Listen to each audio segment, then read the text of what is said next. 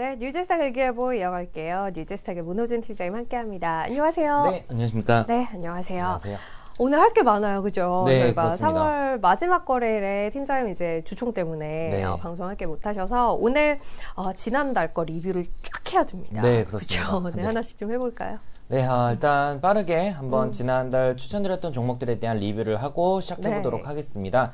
가장 먼저 3월 첫째 날은 3일절이어서 쉬었고 그 3월 4일날 하나제약과 노바렉스를 추천드렸는데요. 하나제약 같은 경우는 사실 뭐 연초부터 가장 많이 추천드리고 가장 많이 강조드린 뭐 그동안 많이 올랐는데 이번 달에도 추천드리고 나서는 목표가는 달성했다가 빠지는 모습을 보였고요. 신규 상장 종목에 대해서는 제가 요즘 그 3월 중순부터 말씀드리고 있지만 힘이 좀 빠지고 있다 말씀드리고 있습니다. 노바렉스 역시나 신규 상장 종목으로서 최고 41%까지 올라가는 모습을 보였고요. 종가 기준으로도 21% 정도가 어제 지난 금요일 종가 기준으로도 29일인 거죠. 네, 네, 그렇습니다. 좋은 성과를 보이고 있습니다. 그다음 사원인텍 같은 경우는 뭔가 테마가 있거나 그런 건 아니지만 접근하기에는 안정적이다라고 말씀드렸죠. 이렇게 말씀드린 게 제가 3월 시장은 좀 조정이 있을 수 있다고 네. 말씀드렸습니다. 그래서 안정적인 걸로 몇 개 가지고 나왔었는데 역시나 좀 시장이 빠질 때도 나름 잘 버텨주는 모습 보여줬고요. 삼진LND는 원통형 배터리 그 시장의 성장 기대감에 말씀드렸는데요. 목표가를 달성하긴 하는 모습이었지만 어제 종가 기준으로는 좀 마이너스가 났습니다. 그 다음 DKND 같은 경우는 특별한 이슈보다는 상장 후에 36%나 빠졌다. 역시나 목표가는 그래도 달성하는 모습을 보여주었고요. BP도 같은 경우도 신규 상장 종목으로서 1등 종목 자주 나왔죠. 최고가로는 51%, 금요일가로는 23% 상승 중에 있습니다. S퓨얼셀은 많이 빠졌습니다. 신규 상장 종목인데 이게 급락한 것도 아니고 계속 조금씩 빠져서 사실 그렇게 좋지는 않은 모습입니다. 추천드리고 어제 종가 기준으로는 21% 정도 빠졌는데 수소차에 대한 테마는 아직 살아 있습니다. 그래서 올라가면 또 무섭게 올라갈 수도 있고 네. 신규 상장 종목들이 뭐 51%, 뭐 40% 재미삼아 올라가는 수준이죠. 그렇기 때문에 뭐 충분히 여전히 관심은 가질 수 있지만 신규로 접근한다면은 약간 턴어라운드 한 다음 들어가는 게 안정적일 것 같고요. 파맵신도 신규 상장 종목으로서 글로벌 맞나요? 신규 상장 종목이 네, 맞아요. 예, 맞나요? 맞죠? 11월에 상장했죠. 그렇죠. 20%대 상승을 보여주는 모습을 보였습니다. 그리고 신세계 INC는 그 신세계 그룹의 IT 투자 수혜 기대감에 말씀드렸는데요. 아직까지 목표가를 달성하진 못했지만 그래도 나쁘진 않고요. 코스맥스 BTI도 화장품보다는 건강기능식품 시장 쪽에서의 성장 기대감에 말씀드렸습니다. 일단 뭐 나쁘지 않은 역시나 흐름 보이고 있고요. 그리고 이제 아시아나 IDT는 19%나 빠졌는데 그러니까요. 이거는 모 회사인 아시아나항공이 감사 의견의 한정을 받았죠. 이례적으로. 그거 영향이니까 이건 어쩔 수 없습니다. 그래서 예상하지 못했던 이슈로 급락을 했기 때문에 그래서 아시아나 IDT를 혹시 가지고 계신 분들이라면은 당연히 비중 조절은 해야 되겠죠. 모 회사의 문제이기 때문에 그래도 뭐 어느 정도 비중 조절했다면은 여전히 매력은 있습니다. 신세계 INC나 아시아나 IDT나 롯데정보통신이나 대기업에서 IT를 담당하는 기업들은 장기적으로 성장 여력이 있으니까 크지 않은 비중이라면 보유 가능하고요. 대보마그네틱도 아쉽게도 12%대 마이너스가 났습니다만은 역시나 이것도 2차전지 쪽 시장 성장하면서 탈철기 수요가 증가하고 있어서 장기적으로 매력적입니다. SB 같은 경우도 그 신규 상장 종목에서 가장 많이 빠졌기 때문에 추천드렸는데요. 16%대 올랐고요. T로보틱스는 계속적으로 거의 한두 달에 한 번씩은 추천드리는데 이번 달에도 목표가는 달성했습니다. 네. 하나투어는 이제 정부에서 적강공사 그 추가 발급을 하면서 그 수혜가 기대된다 말씀드렸는데요. 아직 큰 변화는 없고요. 코미팜 아쉽게도 11%대 빠지긴 했지만 이게 주총에서 기대했던 뭔가 발표가 나오지 않았기 때문이라고 합니다. 근데 이 기대했던 발표가 안 나왔긴 했지만 여전히 그 기대감은 가지고 있기 때문에 코미팜도 기대감을 가질 수 있겠고요. 대신에 오늘 같은 경우도 그 인보사 관련된 이슈가 있었죠. 네. 그래서 제약사들에 대해선 당분간은 조금은 조심할 필요는 있어 보이고요. 이게 회복된 다음 신규 접근하는 게 좋을 것 같고요. 휴원스도 마찬가지입니다. 아쉽게도 좀 10%대 마이너스가 나고 있는 그런 모습입니다. 오스템은 이런 임플란트 시장 성장하고 있죠. 아직까지 큰 변화 없고요. 오스템은 한 4달, 5달 연속 매달 추천드리고 있습니다. 그래서 안정적으로 올라가는 모습이겠고요. 네. 이노메트리는 위아래로 9%씩 왔다 갔다 했습니다. 이것도 2차전지 쪽. 그래서 아까 봤던 수소차 2차전지 관련된 세 종목이 좀 마이너스 나고 있죠. 네. 하지만 시장은 성장하고 있기 때문에 반등하면 동반 성장 가능하고요. LG전자 같은 경우는 이제 그 반도체 가격 하락에 따른 수혜가 예상된다. 큰 변화 없고요.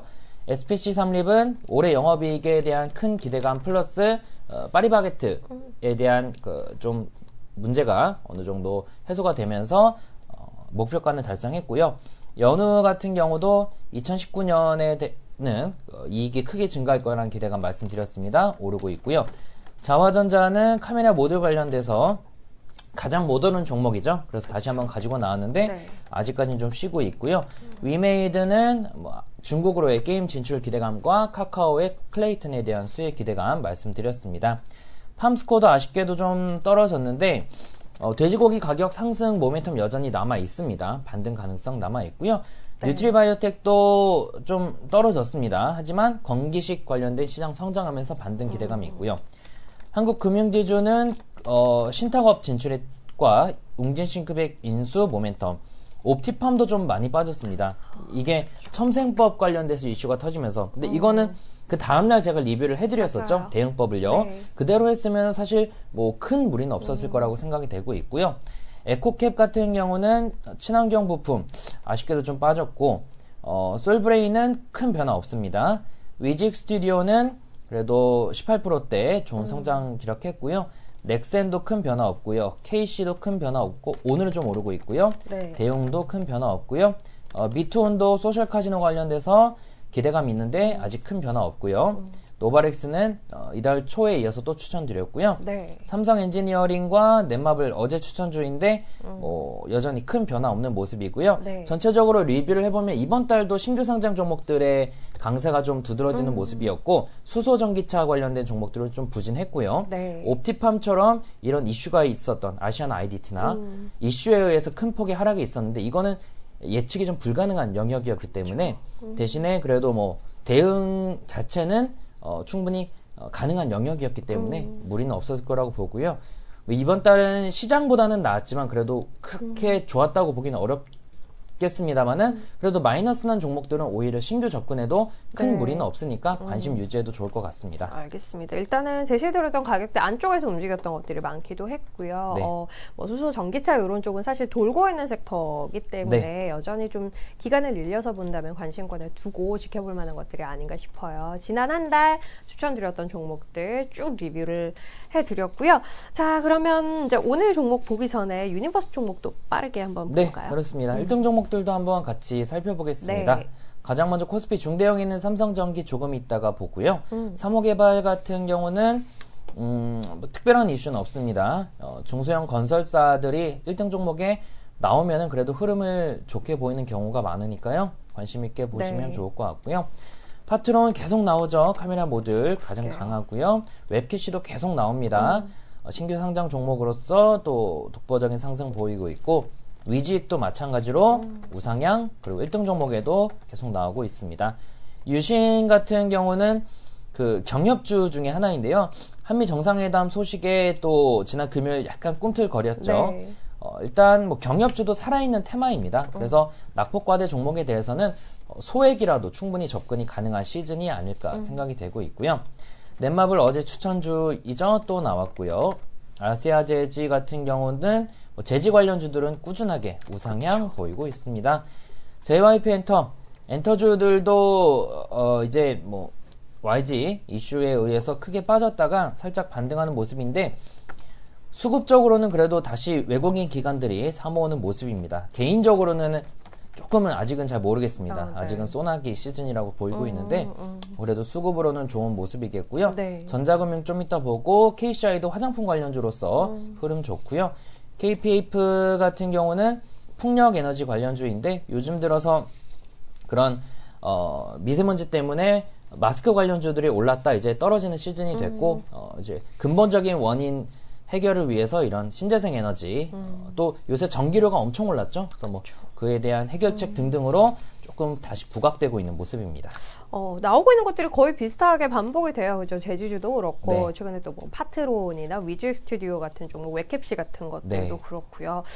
염두에 두시면서 시장의 흐름이 이러하구나라는 부분을 읽으시면 좋을 것 같아요. 마지막으로 오늘 추천주 볼 텐데요. 두 종목 건너뛰셨어요. 네, 그렇습니다. 1등 종목에 있던 두 종목 건너뛰었는데요. 네. 첫 번째는 삼성전기입니다.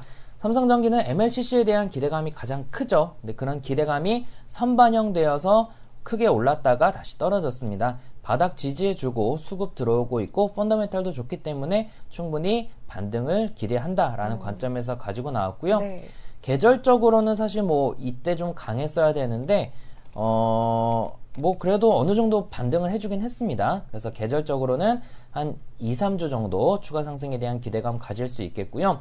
투자시 목표가는 1차적으로 11만 4천원, 2차는 12만 5천원, 손절가는 9만 9천원 말씀드리겠고요.